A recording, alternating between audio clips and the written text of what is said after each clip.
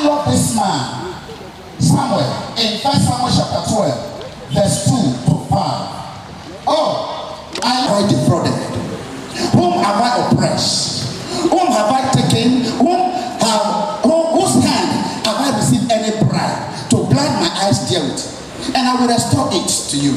And they said, Thou hast not defrauded us, nor oppressed us, neither hast thou taken aught of any man's hand. And he said unto them, The Lord is witness against you, and his anointing is witness this day.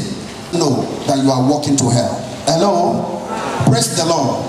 Now the passion of love is somehow that if care is not taken, you will see it wrong and you still want to go to hell. I had an experience as a young child, and I was still in school, I think in my ND. I went to Benin during one of the holidays. Then the issue of Abuja is still sounding very strange. Abuja is like assistant Europe. Amen. When you go to the south and you talk about Abuja, it's like assistant Europe. Hallelujah. So when I went home that very day, there was a particular program on the CD. I think it was an adult drama. My parents told me I went straight. I'm talking about youthfulness. I went straight to New Benin in So. How many of you know So? Hallelujah. So when I go there, I make request, and I saw one fine girl. Say with me, a fine girl. You are afraid to say fine girl. Say with me, a fine girl. My heart connected with her. I love her immediately. Listen to me. Of National Polytechnic, through Abuja to Nasarawa. She was saying, wow, I just came on holiday. How are you doing? I just love you. She was okay. I said, please, I wanted to enter from Christian way. Let me see, so that we can use the issue of church. Enter. Praise God. And I asked this young girl, I said, which church do you fellowship? I said, what's the meaning of church? I don't have time for God or whatever. This damn thing. That was supposed to be a signal for Pastor Alex to leave. But the love had grabbed me, and I thought I can convert her. Hallelujah. Please, can you point to me and say, Pastor Alex, I thank you, say God deliver you. Point your hand to me. Point your hand to me and say, Pastor Alex, I thank God that God delivered you. Imagine how my life would have been.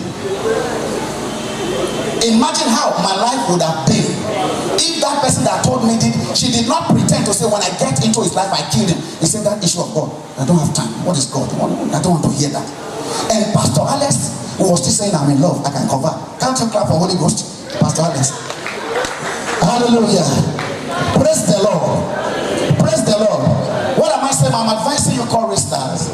The stage you are, if you are able to control yourself now, it's like it's like what the Bible is saying, that if a man is able to control his tongue, he said that man is able to bridle all his body.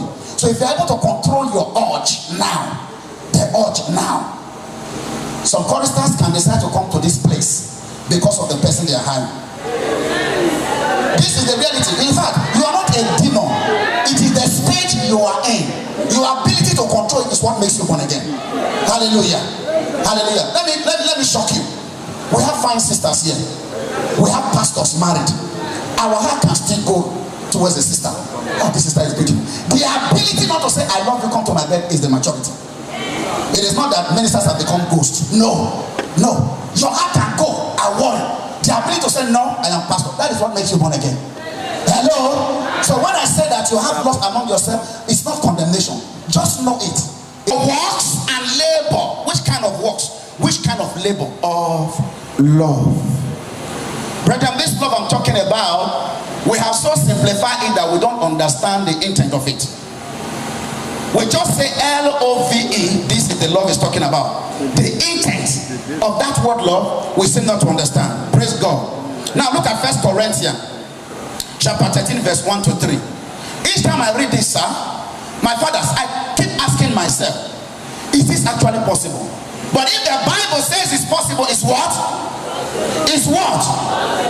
Though I speak with the tongue of men and with angels, and I have not charity, I am become a sounding brass or a tinkling cymbal. And though I have gift of prophecy, and I understand all mysteries and all knowledge, and though I have all faith, before somebody said, yes, amen, even though you are not a minister, as he's saying it, drop of the interpretation. So when the apostle starts saying, your mind is resonating. Thank you, Lord, for giving me this understanding. He said, if you have the gift of prophecy, the gift of knowledge, the gift of wisdom, and you have no love. I was wondering, all this gift is able to be in a person's life and is still void of love? Hello? Hello? One thing that baffled me is that if you can offer your body to be burnt. So if this is possible to offer your body to be burnt and yet there is no love, which means it is possible to be in a 4-day, 3 days program of this kind and actually you don't love. Somebody will say, is this possible? The reason why this is possible is this. The love that God talks about is the love that cuts across. Not just the love for him. Not the love for one kind of person. Not the kind of love you love. You have a problem with your person. And you make up your mind that, oh, we are members of the same church. What happened the other day? I have to be very careful. I don't want to cross our path again. I don't want to cross my path. You people are no longer flowing together. Though you can still say good morning, good morning. And you have placed a demarcation before heaven. And I'm beginning to wonder whether it is when you that place the demarcation you get to heaven, and this other sister that you have placed the demarcation get to heaven, whether God is going to set a small court room to join both of you together in heaven. Can you see how vast love is? You can be in the church and you begin to testify to yourself that God knows I wasn't the one that offended. Brother, let me digress a little. The essence of this program is you understand what we are saying here. The price of reconciliation is so terrible that some people will see the price of it and decide not to be a Christian. How can a brother slap me, and after slapping me in the church, and the Bible expects that it is me that was slapped?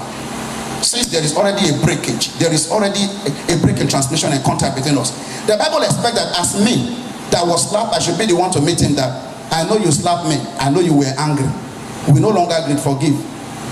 And he said, that same man that slapped me, if he refuses, I will still go and meet somebody like my friend Chris, that I know is friend to the person. I said, Chris, let's talk. He's the one that slapped me. Chris will go with me, we'll beg him. He will refuse. I'll quickly go and bring my daddy in. Daddy sees, I'll bring him to the church. The church will come in. What two of you shall agree? What two of you shall agree? Two persons now. This sister must come back. He did it. Then you take it to the church. The price of sacrifice. Hello? Hello? For a person who slapped me. So that tells you the issue we are dealing with here is not just a bread and butter stuff. Hallelujah. Praise ye the Lord. Brethren, answer me. Praise ye the Lord. Now, point number E. Your service to God and humanity must be selfless. The job done in excellence is that job that both man and human approves of. The job done in excellence is that job as you are doing it. Apostle Ken Osanebi is looking at you and saying, this is beautiful. God will bless you. And when that word leaves his mouth into heaven, heaven weighs it. And God said, I will bless you. The job done in excellence is the kind of job that attracts human approval and God's approval. Hello? A woman called Dorcas, we all know. We know the story too well. This is a woman that died. And when they brought him Apostle Peter, the widows came and they presented the approval of men. They presented garments. They presented gifts. They presented money. All these were the approval of men. Peter wasn't convinced. He wanted to seek the approval of heaven for this work. For the Bible said that at the end, it said, every work shall be made manifest. For the sun shall say, for all the work shall be tried by fire. When Peter launched into the realm of the supernatural, he presented the garments, he presented the gift, and said, does this kind of work receive approval? This song ministration of this sister receive approval? Then she said, and Peter said, oh, is that what you are saying? I present all what you are saying unto heaven. Oh heaven, can this work be passed through fire? Can it be passed through fire? And Peter did that. Heaven gave approval that this work that is being talked about is true. That was what Peter had to look at. Tabitha, man has given approval of your work, and everyone has approval. Come back.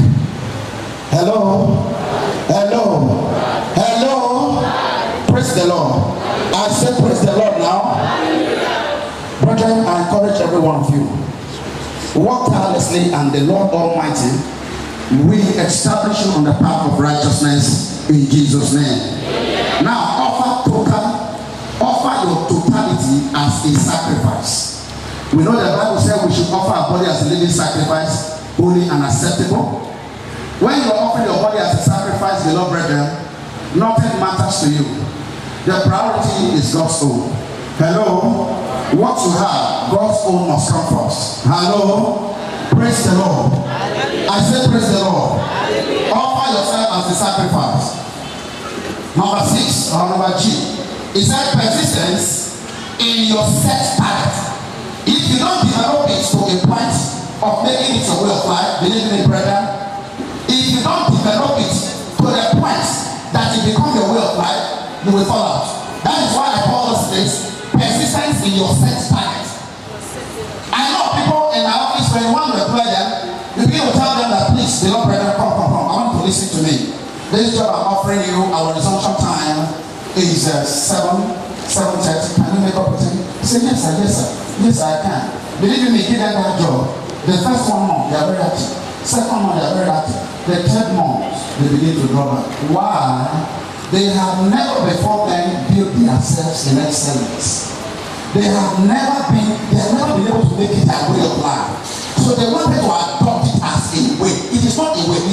It's not adoption. It's like developing a culture of what? Excellence. You are not living it as a way of life. Hallelujah. Praise the Lord. At that point in time, you begin to see the manifestation of God. I remember, sir, when I was in Abuja after coming from Europe, I just did wedding 2011. I have no job. My wife had no job, sir. And the stipend, sir, was 10,006 then. Sir, this was what we were living. And sir, I was living in Karishi. Daddy has been to my house about 3 years. How many years? 3 years. And when we come for morning service, we dare not go home. We are going to remain inside. When the church closes by 12:1, as the case may be, we stay home till 5:30, since when members start coming. When the member comes into the church and we do our service, then I will be dropped off in area 1. Then I will enter the odor. Before myself and my wife get to the house, it's 10:30, 11. And after that, 10:30, 11, that's when she will cook. At times we eat after 12. We will kneel down and say, Lord, remember us for this. This issue continue of punctuality. I went for a job. I needed this job. The woman said, okay, nothing. In my presence, I went there. I know the woman was related kind of. She said, you read electrical engineering. It's not the course. Please ask Alex to take care of the transformer and everything. I quoted. Immediately the woman went to the US. Nothing.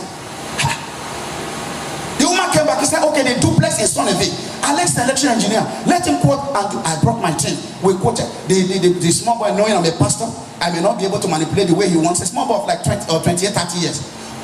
He did it. One fateful day, I received a call. The woman came from the US that she wanted to come to my house in Karishi. I couldn't believe it. From Sonneville. First, she has a sister that is more or less like her. I thought that was a sister. I cannot imagine it in my wildest dream that this woman, she's a notable woman. She has a bigger clinic in Texas, all personally. So I thought it's her sister. Let me just quickly digress. What I'm talking about, when you are punctual, there are some kind of commitment that God knows you will not fail, that will come to you. The woman, I thought she's the auntie. So when I got to church, she said she's coming to the house on Sunday. My wife just delivered them. When I got to the church, I put my phone in silent. And after service, she was calling. I didn't know. When I was on my way home, I brought her the phone. I was on top of area 1 bridge. More than 10 missed calls. I see this auntie. Immediately, I called. Ma, he said, Pastor, I've been calling you. I said, I want to come to your house. Where are you? I was thinking it's the auntie. Because I thought it's the auntie. She said I should come to the house. Because I thought it's the auntie. I said, sister, come and meet me at area 1. Because they have the same voice. And the resemblance is striking. She said, okay, I was at area 1. She came with the jeep with this same cousin. Right at area 1, they picked me. We went to the house. As we were going, I know something was ringing in her. We got to a while. He said, Pastor, your place is very far. I said, yes, ma'am. Far. Nyanya, say, Pastor, your house is far. I say, yes, ma. Far. Carol, your house is really far. Yes, ma. Far. Kurubu, your house is far. Far. Oroso, Pastor, your house is far. Far. Karishi. Hallelujah. Getting to Karishi, she entered the house. She saw my family, and when they were going, they dropped some good cash. Plus or minus 93,000 to say, baby, welcome. You can see this is not a small woman. Hello. When she got back home, she gave me a call. I want you to see me in the office. She has seen the distance. When I got to the office, I said, Pastor, I brought you here. And the time I was seeking this job, heaven knows, I have no job. My wife has no job. I was ready to take 30,000, 25,000 salary. It was as worse as that. I was ready. And I've calculated it that if I do my transport plus or minus, I can still have 10,000, 15,000. We can live with that. He said, Alex, I'm bringing you here now to take over. It's a 3-story building. Stafford dialysis, they deal on kidney. Dialyzing those that have their kidney failed. I want you to take over this facility as the general manager. You know what? You know Katumba? As to what the general manager. He said you have the power to hire and fire. Is this me? Praise God. I was looking. She said, please put your eyes on what the nurses are doing and be sure you know 1 or 2 things where they are doing. Make sure you put your eyes in the lab. Be sure you know what is going on in the lab. Make sure you put your hands in the eyes of the technician and be sure you know what he's doing. The security, the cleaner, the this, the doctor, they are all answerable to you. Hallelujah. Praise the Lord. Believe me, brethren. I said this is grace. And we discuss the salary. She told me this place is just growing. I will start you with this. I said, okay, no. By the time you grow with this place, you will go to places. Do you know? She now asked me, Pastor, your house is far. Can you make this? I said, ma, from my house to the church and here, the difference is like 20 minutes. I said, you can ask Mrs. Clara Bangbe, because the day she opened that facility, Mrs. Clara Bangbe went to see. I said, she will tell you that my 3 years there, no one member stepped into the church before me. All of them are living in Mapushi. No one member stepped into the church before me and my family. He said, okay. So one day, as we resume work, around 6 in the morning, I called her. I said, Pastor, I suppose this is the office phone. I said, yes. You normally take the office phone home? I said, no, ma'am. I'm in the office. You slept in the office? I said, no, ma'am. I had to leave on time. If I must be the whole up because I don't want to tell you I'm sorry. He said, when do you wake up? I said, I wake up 4 and leave after 4. Wow. He said, Dr. People are still sleeping. Before you know what is happening, he said, no, I'm going to buy another car. Use that home. Punctuality. She bought a car. But a Christian will testify. And I started using the car to go to Karishi. Praise the Lord. He plays drum very well. He's a wonderful drummer. He was fellowshipping in Vicenza station. Very good. Meanwhile, before now, there used to be this boy. He was 7 years old, David. This David will come. When the boy is beating drum, he will come and stay there. They will drag him away. We'll be crying. When this boy is drumming, the boy will say, small boy, 7 years. They will think he's quiet. They will drag him. He will be crying. When the pastor said, leave him, let him see he's not crying there. David was there looking at the drum. One day in the choir practice, something happened. So this song, the way you are playing it is supposed to be like, you know, the boy got angry. They even tried to say the boy got angry and they left. On Sunday, the ministers were out wanting to process. Where is the drummer? They said, sir, we had some issue yesterday. The guy didn't come. He was angry. Every service you do without humility, you are completely wasting your time. The pastor said, let's process. As they were processing, oh Lord, I'm very, very grateful. For all, they said, who is that? He said, small, but the pastor said, leave him. Oh Lord, 7 years old was on. David asked Vicenza. They got into the church. The boy was managing. Sir, I line up. In 2 weeks, Holy Ghost breaks on this boy. This boy became the best. Not in St. Joseph. This boy will receive invitation in play drum. Went to allow a small child of 7 years to travel. The mother was going everywhere. With David of 7 years, the Lord took over the place of the drummer. I know a woman, not too long. She's a cook. Is Mrs. Sackman there? Good. I have not seen a woman I love like that woman. Each time I see her, there's something that is popping in my heart. I have not seen a woman that is selfless. And God knows what He wants to use her for. He gave her the kind of husband that is better than me. Probably if I was her husband, there are some restrictions of the going out and going out that I would have placed. This woman in this ministry, I'm not talking about her now, she used to cook for the church.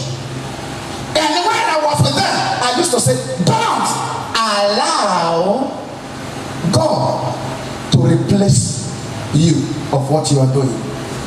The danger in it is terrible. One time she grew up, I'm no longer going to cook this harvest. I'm not cooking. I'm never going to cook. People were going begging her. Do you know, sir? A man, say with me, a man. Not a member of St. Joseph's. Because we have this formidable prayer band by the grace of God. This thing happened in the northern region, but I'm not measuring it. This man came to the prayer band with his problem. Prayer band in our usual manner, interview her some few things. We were hammering prayer on her. After the prayers, the mother of church was like discussing, hey, this issue, see our decoration, we don't know, and there is no money to be professional to decorate. The man said, you made decoration. I'm an expert in decoration. I will handle that. We thank God. Oh, Jesus. This woman said she's not cooking. The man said, they used to have cooking. I am a professional caterer. I will handle that. A man took over the cooking and harvest. Took over. This will happen, sir. There will be a member in your church. Nobody will actually be interested in where he lives. Such people, they are stones that have come to do something and they will disappear with no time. There are some churches, people are very active, but the Lord will blindfold the heart of people. Nobody will be interested in knowing the place. But when we see him in the church, we'll embrace. These are some kind of stones God has raised to replace some stubborn people in the church. Did it not happen to Elijah? Lord, I want to die. Elijah, what are you doing here? I want to die. Just imagine, in the whole of Israel, it's only me remaining. I want to die. They have killed all of them. He called him again. Joshua, Elijah, what are you doing here? And Lord, I told you, I want to die. It's only me remaining. They have killed all of them. I want to die. God asked him that question twice. You want to die? He said yes. He said, okay, go and anoint Hazael. Make him king over Syria. He said, yes. Go and anoint Jehu. Make him king over Israel. Even though you are still alive, strip off your anointing. Put it on the head of Elisha. And the question of my plan is now like this. Anybody that the sword of Hazael that escaped from it, the sword of Jehu will strike. So the one that escaped that of Elisha was that. He said, Elijah, I want to let you know that in the question of my work or plan on earth, you are out. While he was alive. If you see the way I anointed Elisha, you will know that it was with anger. He just went behind him. He didn't say yes like a Samuel anointed David, anointed even Saul. It was not official. Only that the man Elisha already understood what spiritual calling is. The man was flying in the farm. This guy came to the back because he knew he was torn. That the person that saw of Hazael escaped, the one of Jehu will kill. When the one of Jehu escaped is Elisha. So Elijah was no longer in the equation. No. He just went by, carried his mantle through the back of Elisha. As he was passing by, he used it to hit him back and he went. That guy knew this is calling. He went with him. He said, Daddy, please, can I go? He said, what have I to do with you? He didn't say the Lord is he wanted to even discourage the man to say, what have I to do with you? Leave me. And then the man quickly went home and sacrificed God and followed him. May nobody replace you. Your service here is indispensable. Anybody can just take your place. Anybody. And that is my fear. That is my fear. Praise the Lord. Please, with every humility, let me round up. Praise God. Brethren, this is how we are going to stop this morning. And the last thing I want you to know, in the midst of this service, make sure you know God. Tell somebody you know God. Do you know God? So the Bible recorded that Samuel was serving the Lord.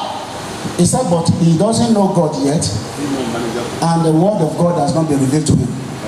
No understanding, no revelation from the scripture if he reads. And to know God, he doesn't. So many of you are just doing the practical work of, you don't know God. You don't even read the scripture and get insight. That was Samuel. At a point in his life, he doesn't know God. He has no knowledge of the word of God.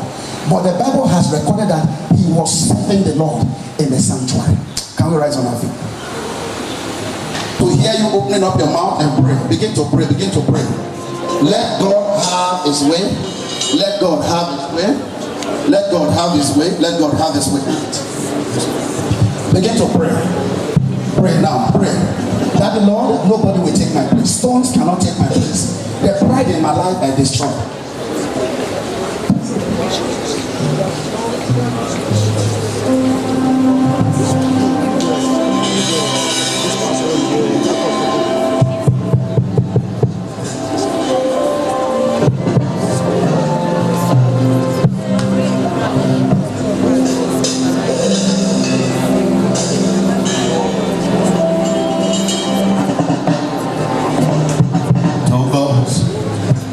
He the glory, great things he has done, yes, so Lord, he the world. Praise the Lord, let the earth hear his voice. Praise the Lord, let the people rejoice. Oh God, to the Father, through Jesus, the Son, and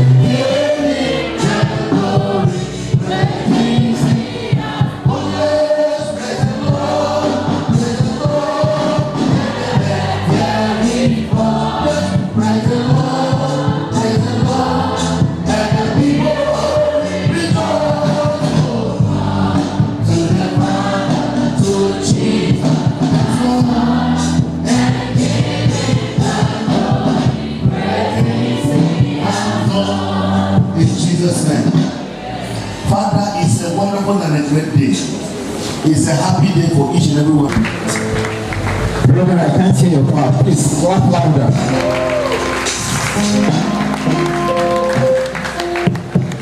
Please, hello, please. We are not done with this section, so I noticed that about 90% of the people seated in this place are youth. And we have heard the word. You have used words like purpose, vision, determination. And I'm sure that we have one or two questions that we want to ask. So we're going into the question section. I'm going to take questions from just 3 people. Praise the Lord. Amen. I thank God for this session. And I really thank God for making me a participant. I'm grateful to God. From what I heard this morning, from our speaker concerning choristership or being a music minister. Please, I have this question. All what he has said, I really enjoyed everything about the lectures. But this is my question. When we talk about being a minister or a music minister, don't you think it is a thing of passion? Because to me, that's what I have come to realize. Because so many are called into the ministry, but few are doing the work. Even in my station, I use my station as a case study. We are so many, we are so much. But in this summit, we are very few that came. So others at home, when we have work to do, you call all of them, few will answer you. But from these lectures today, I think it is a thing of passion. I don't know if my lecturer will throw more light to this, because I really see it as a thing of what you love doing, and it is not everybody that have that passion of doing that work of being a chorister. That is what I just say. I don't know if it is true for others. Okay, God bless you, sir. Thank you. Michael Latu from Edo Region. Hallelujah. My question goes like this. Sir, I heard you say something about being blameless. My question: how is it possible for you, as a music minister or as an MD, to be blameless? That's the question. How is it possible for you to be blameless? My name is Juliet Osai, from Lagos region. And my question is, as a music minister, how do you balance work? Like for those of us that are in business and for those of us that are doing other work, how do you balance it with also being a chorister and you want to be diligent? Though sometimes we have these two coming together. I don't know. How do we do it to be outstanding, to be excellent as a chorister and not just excelling in our business or in our work alone? Thank you. The place of hard work and excellence. Thank you. You put everything you have to get it done. Hallelujah. There is no way you will be determined to go extra length and you don't have passion. Is it possible? You don't have passion for it, maybe they are just forcing you, and yet you are determined to go extra mile. No. There is a passion in you that gives birth to determination. That you go all out. That this thing, I must get to the root of it. Hallelujah. Praise the Lord. Praise the Lord. I say praise the Lord. Brother, my sister talked about balancing work with the ministry as a chorister. How can we pray for excellence? Hallelujah. The Bible says, God is He, a rewarder of them that diligently serve. I want to let you know that the way God rates people is different from the way men rate people. Hallelujah. Praise the Lord. Now, I give an instance to this group of people. In the day Jesus was in the tabernacle, was given a kind of illustration. And people were coming and giving 1 million envelope, naira, dollars, 1,000, this. And one woman came behind and she dropped a coin and it fell. Oh. That was the time she had. She gave it all. The time she had at that particular point in time. And when the Lord wanted to rate it, they called themselves, who must have given, more? Maybe one would have said, that man that dropped a bag of dollars there. No, that man that gave an envelope of 1 million pounds. The Lord said, no. Those people, it is out of their abundance they gave. This woman, if you rate the bank account of that man that brought 1 million, the bank account is like 40 million. He gave one. But this woman, her bank account is 1 coin, 1 penny, and he removed the whole. Not thinking of where do I go from here. 100%. So if you, praise the Lord, that is working, maybe in the 24 hours of the day, you use like 8 hours or 7 hours in your office. You need 2 or 3 hours to take care of your husbands and your husband, and the Lord knows that you just have only 2 hours. And that 2 hours you have so resolved it, you dedicate it to the song. You get dedicated to hearing music. You dedicate it to singing, to reading books. Believe you me, a man who is not doing anything and has 24 hours and is able to dedicate 7 hours, in the rating of heaven, you have dedicated most time. If this person has 24 hours at his disposal and you want to be excellent, you put in 8 hours to learn. But you are so cumbersome, you have many responsibilities, and the only 3 hours that is free, you don't compromise it. When the time of choir reach, you run away and go there. If the Lord want to rate you, He will rate you higher. The ways of God is not the ways of men. Hallelujah. And my brother talked about how is it possible to be blameless? How is it possible to be blameless? It is a very simple thing. Hello? Talking about attendance. I go for choir practice on time. I am blameless. Is it not? Talking about how I am carrying the choristers. I don't use abusive words. I don't insult them. I'm able to carry them along. In that aspect, I am blameless. Talking about the issue of lust. I don't have anything I want to do with some of them in the secret. In that, I am blameless. Hello? Anybody that is doing a thing that is blameless knows that in my own service to the Lord, in this regard, in my little way, I am what? Blameless. Hello? Praise the Lord. Please, I want us to get it that being blameless does not make you a spirit. Hallelujah. That holier than thou attitude, that is not where blameless comes from. Your day-to-day activity. You go to the choir, you talk to them. I remember when I was in Italy, I almost scattered the choir when I first came in. Because that is a very different terrain, not what we have here. When I was in Gospelite, when I said, my friend, why are you coming late? Everybody lying. Oh, sorry sir. But there in Italy, I wanted to use that same religion. What kind of thing is this? If you see the challenge, I will see. Bro, now you pay my ticket to Europe. Bro, they tell you say my church are coming for Europe. And now discover that even the married ones with children love pets and love more than the, like this young lady that gave birth in Lagos, you the top second. If I shout, she would line up. That was a kind of policy. But this other one, I don't want to mention her name, she has kids. The only thing I was able to bring her in was the way I showed her love was terrible. Sir,